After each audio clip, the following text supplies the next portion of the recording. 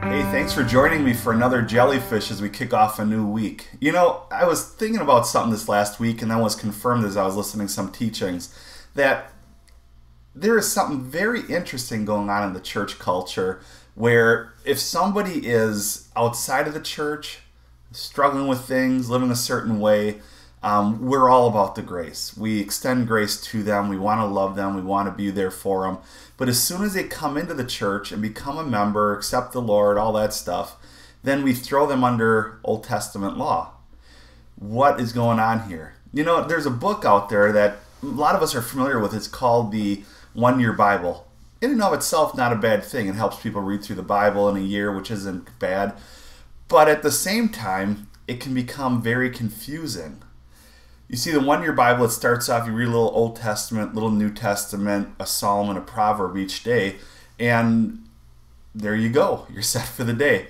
But the problem with that is when we don't know what to do with that. I think there's enough confusion in Christianity already as it is, and so what happens is that subliminally we're being taught the Old Testament scripture are just as important as the New Testament scripture as Psalms and Proverbs. And so we're highlighting in Job with the same excitement as we're highlighting in Ephesians, where as pastors and teachers, we're teaching from Leviticus with the same passion and authority as we teach out of Hebrews. And that is where the trouble comes in.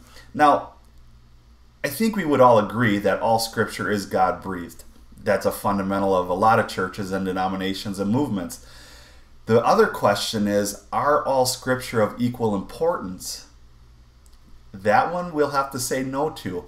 Now, the reason I say no to this is that, as 2 Timothy 3:16 points out, all scripture is God-breathed and is useful for teaching, rebuking, correcting, and training. But what's interesting is that when the Pharisees tried to get Jesus on this because they were trying to stick to the Torah, what happened was they asked Jesus one simple little question. And he answered it this way. They said, Lord, what is the greatest command? And how did he respond? All scripture is God-breathed and therefore useful. He didn't say that. Instead, he said this in Luke 10:27. Love the Lord your God with all your heart, with all your soul, with all your strength, with all your mind, and love your neighbor as yourself. If all the scripture was of equal importance, then at some point what would have had to happen is he would have had to say that. But he didn't. He didn't refer to all scripture. Now, let me drive this point with just a little bit of a humorous look at why all scripture isn't important. There's a letter that was written a little while ago to Dr. Laura. And Dr. Laura, she has a radio show, and self-admittedly she's Jewish and into the Torah and all the teachings. This is what one person wrote. Thank you for doing so much to educate people regarding God's law. I've learned a great deal from your show and try to share that knowledge with as many people as I can. When someone tries to defend the homosexual lifestyle, for example, I simply remind them that Leviticus 18:22 clearly states an abomination. End of debate. I do need some advice, though, from you, however, regarding some other elements of God's love, laws, and how to follow them.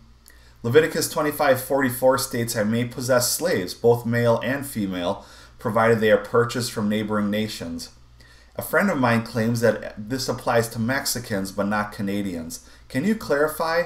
Why can't I own Canadians? I would like to sell my daughter into slavery as sanctioned in Exodus 21:7. In this day and age, what do you think would be a fair price? You see where I'm going with this? He says, I know that I'm allowed no contact with women while she is in her period or of menstruational uncleanliness, according to Leviticus 15:19 through 24. The problem is, how do I tell? I've tried asking, but most women take offense. We'll jump down just a couple here. When I burn a bull on the altar as a sacrifice, I know it creates a pleasing odor to the Lord, according to Leviticus 1:19. The problem is my neighbors. They claim the odor is not pleasing to them. Should I smite them?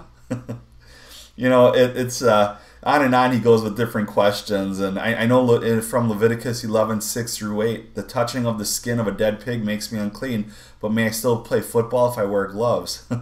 You know, on and on it goes. And, you know, we have to be careful when we are in Christianity and we're not quite sure what we believe. We have to be careful not to take Old Testament things, which Paul himself in the book of Hebrews calls it a failed attempt. Okay, he even refers to some areas as a ministry of death, and apply that to New Testament living, where Jesus is talking about grace and mercy and all these things. This could be a very long ongoing discussion. What do you think? Shoot me your thoughts, vtwinrev at that'snotmygod.com. Post them here on the YouTube channel. I'd really enjoy hearing from you. Talk to you soon.